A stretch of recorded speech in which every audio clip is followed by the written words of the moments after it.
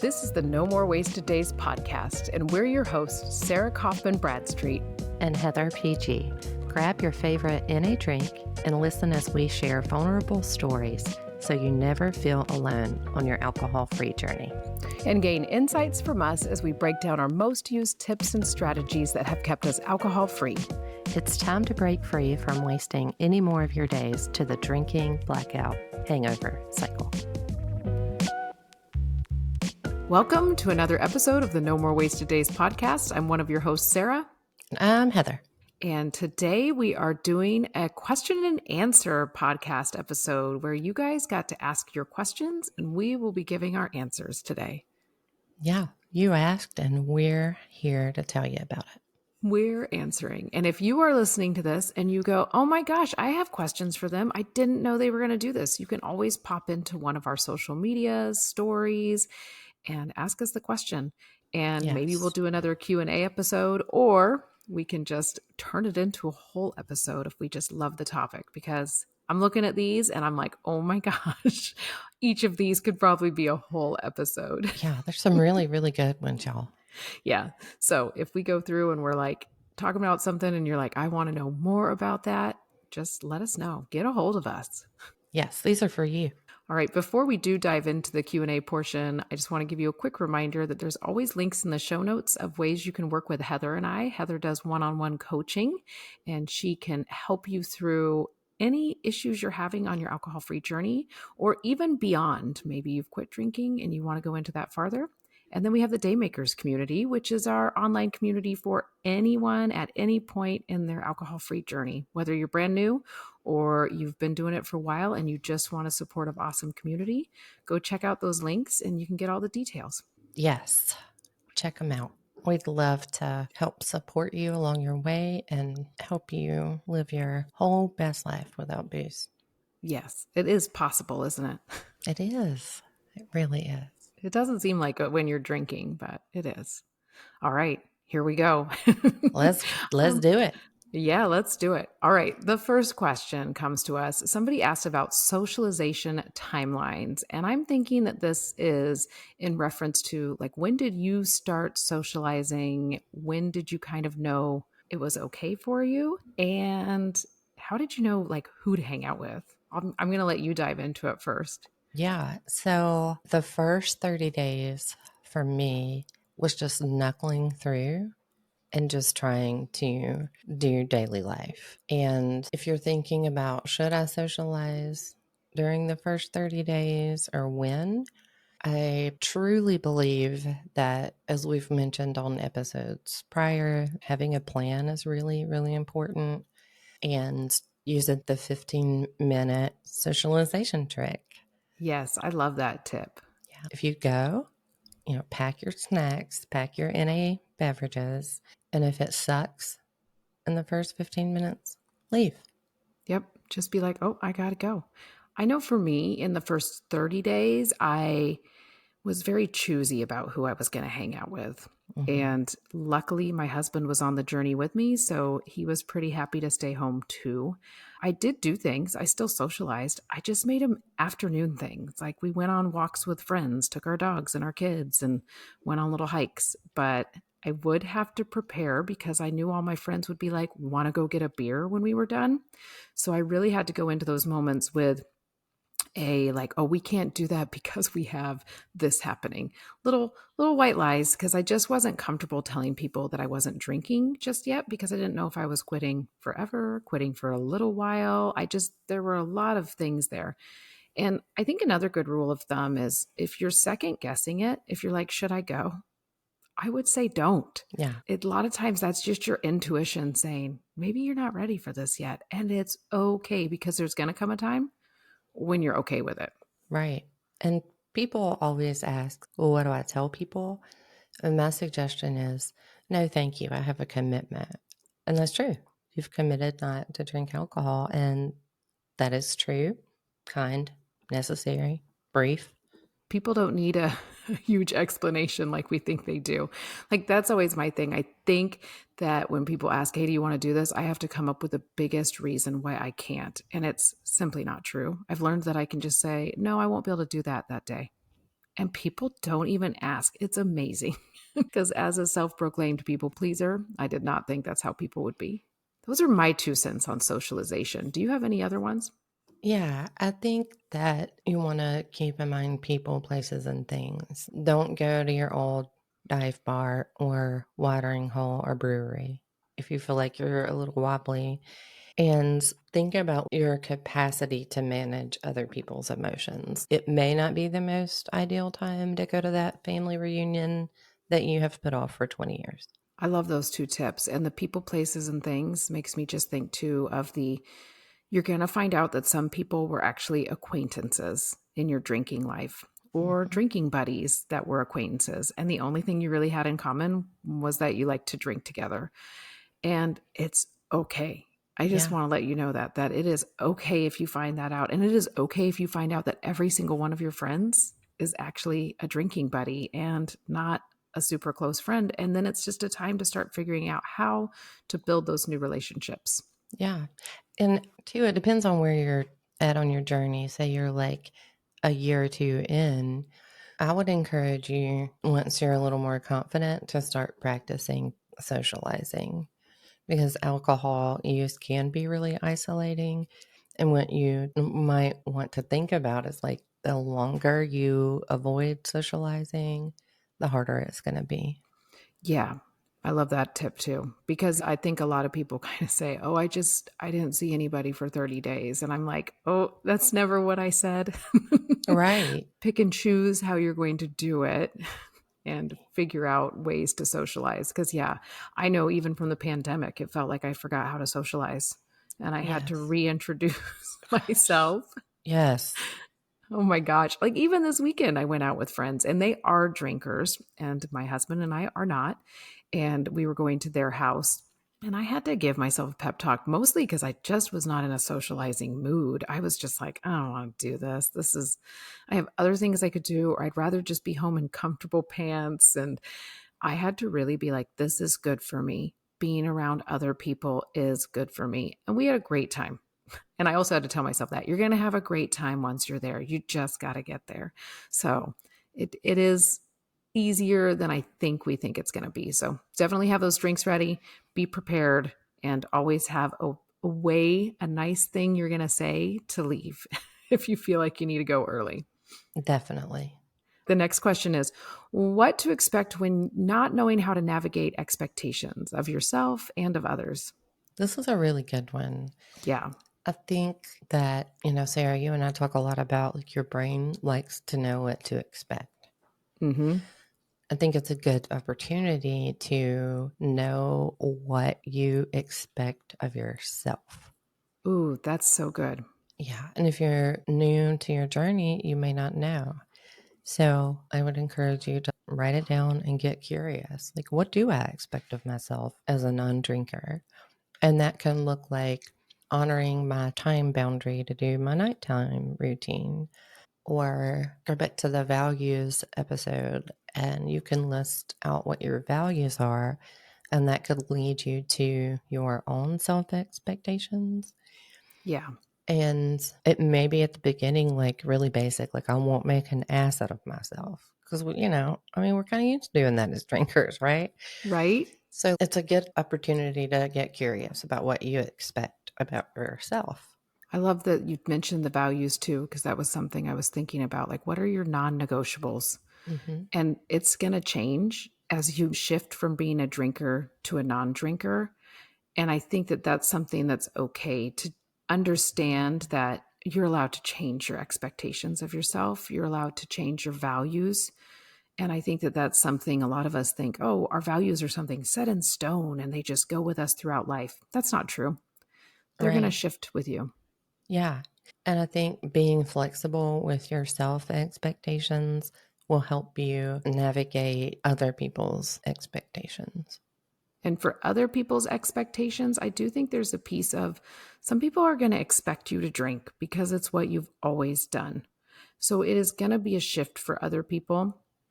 I don't want you to give people a free pass, but I do want you to step on that other side for people and say, okay, I can see where they're coming from Hmm. because sometimes I jump back in my drinking shoes and I'll think, man, when friends would tell me they weren't drinking, I didn't like that. I Yeah. wanted a drinking buddy, Right. Me right? too. So I do step into other people's shoes when I know they want a drinking buddy and that's not something I'm giving them anymore. So how can I navigate that without getting all caught up in like, okay, what can I do to make them feel better? But Right. one thing I remind myself is people just like the energy you bring. So if Yeah. you brought fun, funky energy, not funky in a bad way, like Yeah. fun, and I'll just say fun energy, then bring the fun energy still because it's still in you. It might peter out a little faster, but sometimes I think it doesn't peter out faster. It's that you just got drunk and you didn't realize you weren't fun anymore. Right. Yeah. And just give yourself some compassion about that this all may feel really awkward because it's new. Yeah. And the one thing, one of the many things my dad taught me was people are thinking about you for max 3 minutes and they're either back to their self or on to someone else. Or onto their to-do list or onto, Hmm. yeah, everybody's got a million things to think about and you are just low on their list. I hate to tell you that. Unless, like, obviously, if it's your spouse or someone that's really close to you, those people are probably thinking about you more than you know. But if it's a socialization, if it's socializing, people just are more worried about themselves than they are of you. And even when you say, oh my gosh, I'm not drinking right now, people shift that so fast to themselves like, oh, should I not be drinking? Is this something I need to do? Hmm. So don't even take on any worry about what they're thinking about you. It's like, Yeah. I always tell myself, it's none of your business. Right. And yeah, it's, I use that I don't think about what people think instead of I don't care what about what people think. Mm-hmm. It just shifts.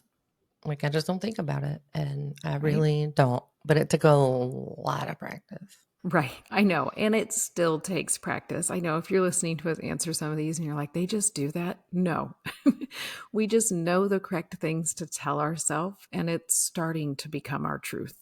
Yeah, But for sure. I still fall back into my old self. And I think if it's a space where you can say, what are the expectations? I think that's a fair question. Like if it's a date or Mm-hmm.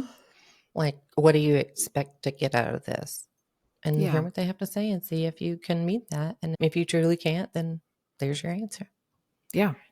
That's awesome. That was a fun one to answer. All right. The next one is how do you push through the scared, the things that you're scared to do for the first time? And I really like this one because we're in summertime. 4th of July is actually tomorrow for when we're recording this. So, how do you go do those things that you're just scared to do as a non drinker? Yeah. You know, there's a quote like, do it afraid. Mm hmm. And I think that that's fair. And that's also terrifying Right. because, like, fear can paralyze you, right? And Yeah. I'm an Enneagram 6, and fear, for whatever it's worth, to anybody listening, is deep rooted in my core freaking personality. So you would need to define what it is that you're scared of. And if you don't know, that's also okay. If you just feel like I'm just scared, that's valid. And then you can go back to the how does scared feel in my body? Hmm. What is it doing to me? One Yeah. thing that I did, because things that scared me in the beginning of my alcohol free journey were hanging out with friends, going and going and doing things, which we talked about a little bit already.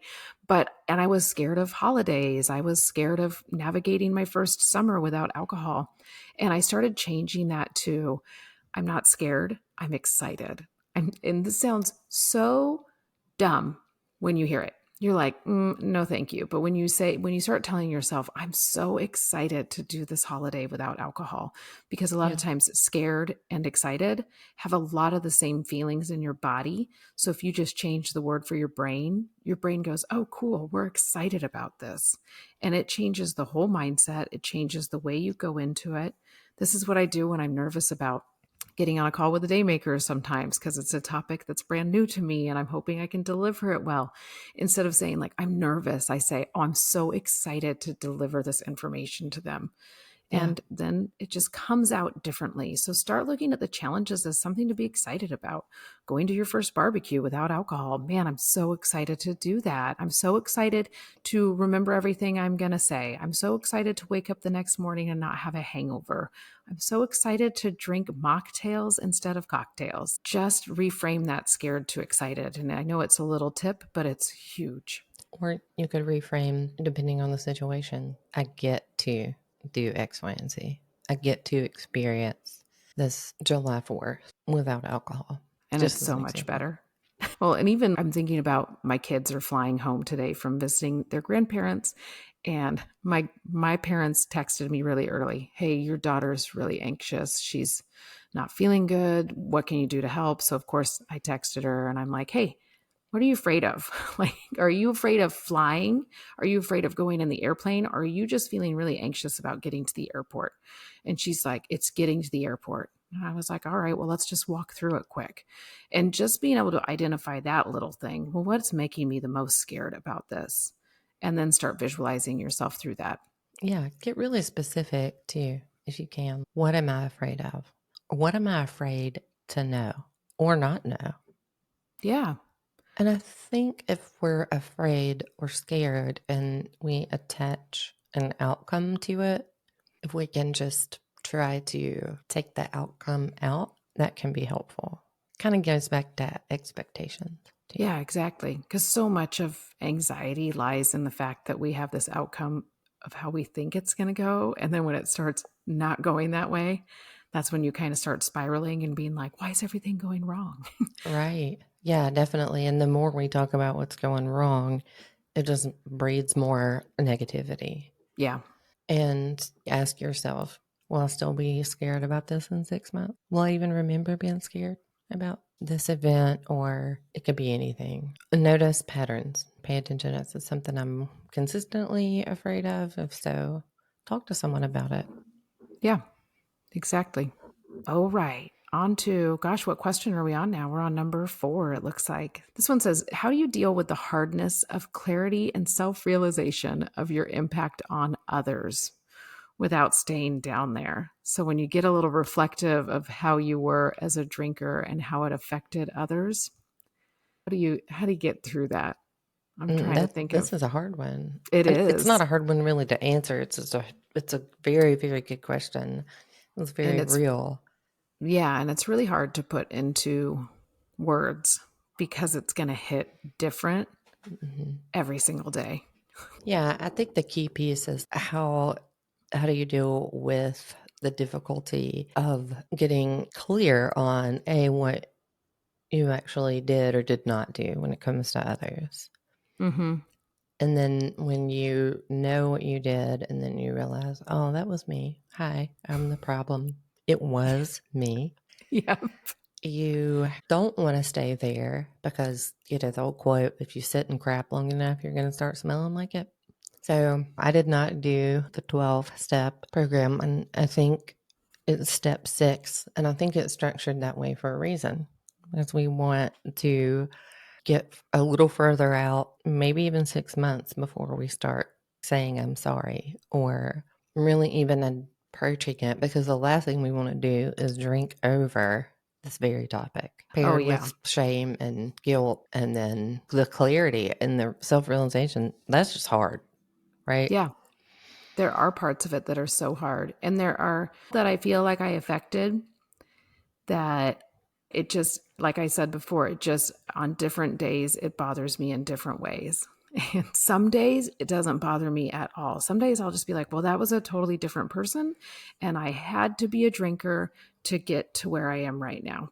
And I'll really play out the everything happens for a reason and I'm exactly where I need to be right now and there's no reason to freak out about it.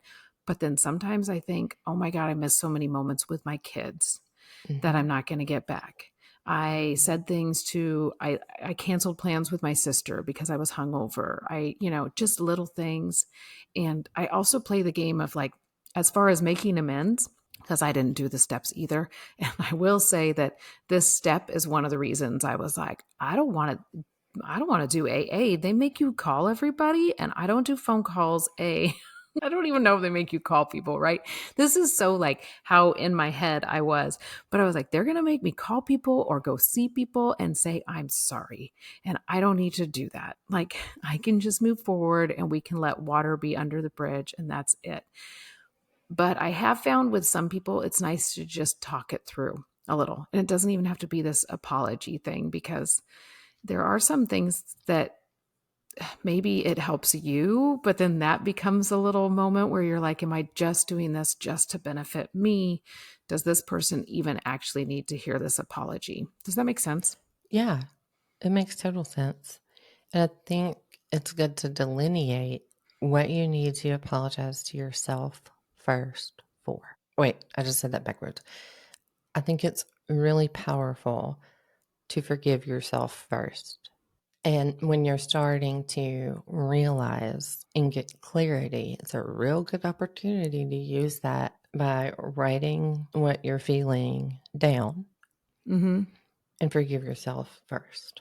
And I think that that is the biggest thing is the forgiving of yourself and trying to figure out, would this making amends, is it just something I'm doing to be self-serving, or is it something that I'm just doing so they can then give me accolades? I feel Yes. like that sometimes, like, oh, Right. if I said I'm sorry to this person, they would say, oh, you're not that bad, or you were never that bad. And is that something I want to hear? So I don't know, I'm going on a little bit of a tangent. No, that is actually what step 6 is about from what I've read.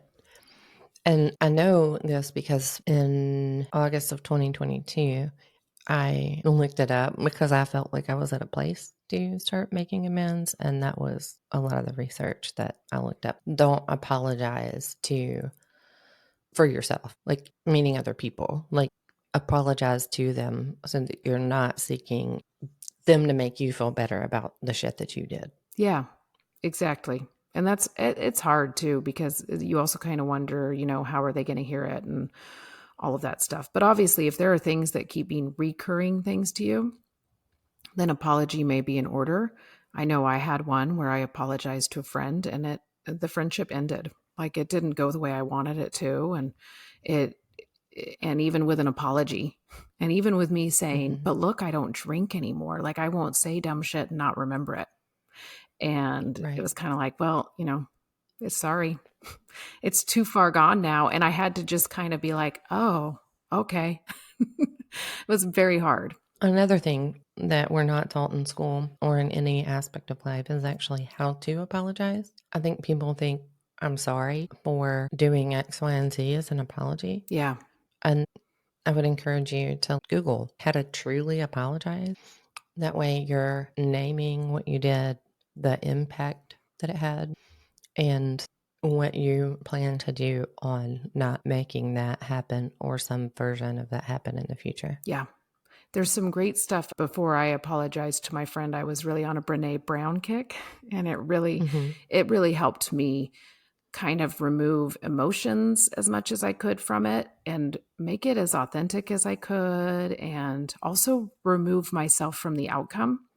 Because in my heart of hearts, I think I kind of knew what the outcome was going to be and it wasn't going to be good, but at least I could say it, make my peace, and just let it be heard. And that was, it was difficult, but it just is, Yeah. it is part of the process. And it helps me now go, you know what? I did say my part and I said it in a way that I was really proud of. And it wasn't in a way that I was trying to be like, no, applaud me. Cheer Yeah. for me now because I'm Give me a changing. cookie. Yeah, give me a cookie and say it's okay. It's like Hmm. instead, And tell me I'm pretty. yes, and then definitely tell me I'm pretty. Damn it. But that one Yeah, is it so is. hard. And we could definitely It is. talk about Yeah. that more and We could make more. a whole episode on Oh, yeah. apology. All right. We have two more that we're going to do in this episode because as we're going through these, you guys ask such good questions that me and Heather are like, we could talk about these forever. So this will Yeah, definitely be part one.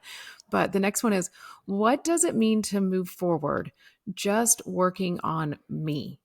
What does that mean to you? that's a hard one. Right. And it Um, changes every day.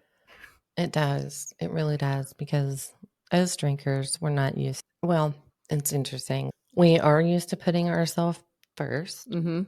And in terms of working on ourselves, we come in last and we treat ourselves like crap.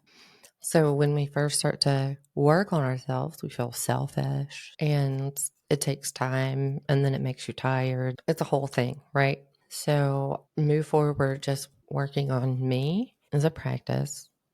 And it doesn't have to be like a sabbatical where you take 2 months off of work and you don't parent or pay your bills. You have to really get intentional. And when things get hard in self discovery and focusing on yourself and working on me, the hard part is exactly what you probably need to be working on. Like where you want to close the book or pause the podcast or stop going to therapy, that's a really clear sign that that's what you need to be doing. So pay attention. It's not to say that you can't take a break. If you notice when things get hard, you stop. That's the work. And I definitely recommend you go back and you listen to the emotional sobriety episode that we just did, because that talks a lot about what the heck is the work. It'll help you go through Yeah. that. But for me, as far as working on me goes, it really was figuring out my morning routine, because it was a time that I could give to just me and not worry about anybody else. And it sounds terrible, but it kind of is the one time where I'm very me focused. Mm-hmm. And it sounds terrible in the fact that it's like, well, I'm not me focused the rest of the day. I'm really not. The day is just moving at that point. I'm thinking about my business. I'm thinking about the house build. I'm thinking about my kids, my husband. But I know that giving that little moment to me in the morning of doing my affirmations and my gratitudes and my workout and my meditation is so important. And it makes my life a lot easier. I will say in June, I totally fell off the morning routine wagon. Like I was still getting up early, but a lot of times I was getting up early, drinking my pre workout, not working out, just having the caffeine of it and working. Like I was just like, this is the only time I have to work right now. There's no time in my day for any of the rest of this to get done. And I was struggling at the end of June, and I was really catastrophizing things and all of the places our brain goes. So figure out how you can do that little bit of me work in every part of your day. And I always tell people schedule it, Yes. because if you don't schedule it, if you say, oh, I'm going to start practicing gratitudes, and you don't have it figured out exactly how you're going to do and when you're going to do it, then you're not going to do it. Right. Yeah, that's a really good point. And I think working on me could look like crafting, going for a Mm-hmm. walk, going on a drive, listening to your favorite playlist. It doesn't have to be gobs of self help books and, No. therapy 2 hours a day. It can be taking care of yourself. Yeah. I think so much of the working on me is learning how to parent yourself Hmm. and not feeling bad about it. And it's so strange that we do feel bad about taking care of ourselves, but I think it's because we're like, well, if I put myself first, it means that other people are going to be second. But you're Yeah. only stuck with you for the rest of your life. So you might as well enjoy yourself. Yeah, exactly. I love when you say that because I think I said it in last week's episode, become your insatiable best friend. And that's a practice. Oh my gosh, it so is. Especially if you've been in a place where, as a drinker, I really beat myself up about my drinking. I felt really guilty about it. Hmm. I would think, oh, why do I do this? What if people know? What if people find out? Hmm. So there were layers of I didn't want other people to know too. But it was just to come out of that and then to be feeling so amazing and Hmm. then to be going, oh God, how do I work on myself now? Because alcohol was kind of my self care, as stupid as that sounds. No, I yeah, guess. I get it. I totally get it. All right, we have one more question for this episode, and it's going to be helpful for a lot of you. So, what are our best recommendations for non alcoholic brands? Do you have a few that are your favorite? I am the most basic human on the planet in this department. Water with flavor packets, ginger ale, Olipop is one of my new favorite Oh, things, yeah. and kombucha, guava goddess. I can't think of who makes it, but those are my go-to. Those are my recommendations. Mine are, as far as brands, I really like Athletic Brewing for their non alcoholic beers. Their cans are cool, so you feel like a cool kid when you're holding them.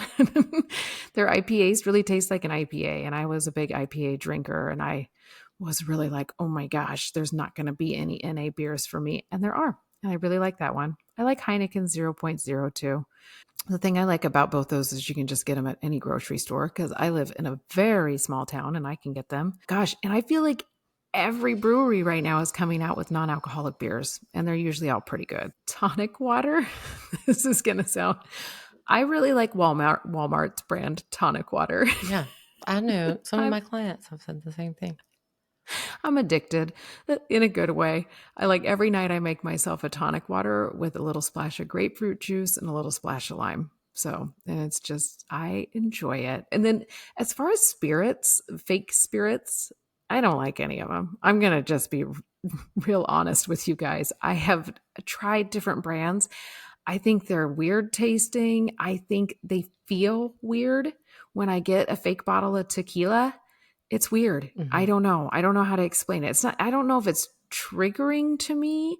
It's more that it doesn't really taste like it. I don't really even want it. But the brand Three Spirits does not try to be like vodka. It's Right. not trying to be tequila. That's one I have found that I really, really like. I do think it's a little overpriced, but if you want something, everything I've tried by them is really, really good. Oh, and the other brand that I love is Groovy. It's started by a young lady and she got it lifted off the ground all on her own. And I think supporting that brand is an amazing thing. But it's Gruvi. And she has a Prosecco with no alcohol in it that is delicious. She has a sparkling rosé with no alcohol in it. She has a red wine that by the time I tasted it, I didn't really like it because turns out I hate wine, even though I drank it like every night. But when I was drinking it, I kept looking at the bottle. I went on her Instagram page repeatedly to be like, she's totally alcohol free, right? This can't be. This isn't right. So if you're jonesing for some red wine, go get her Groovy red wine. And then she has a bunch of beer, and they were all really tasty too. So check out the Groovy brand. So, I had one thing I forgot about. I think they're called Recess. oh yeah, I I haven't had those. I really liked it, and I'm glad somebody asked this question because I'm going to put it in my cart so that I can have it delivered to my house because they don't sell it around here. So, all right, that got us through part 1 Yeah. of our Q&A. So, we hope you guys enjoyed that. If you did, be sure to hit the not the like button because this is not YouTube. Well, actually, you might be listening on YouTube. If you are, hit the like button. Yeah. But otherwise, give us a rating and follow if you haven't already. Yes. And if some of this resonated with you, share it with a friend. It could be helpful. And we're going to do part 2 in your ear next week. Bye, y'all.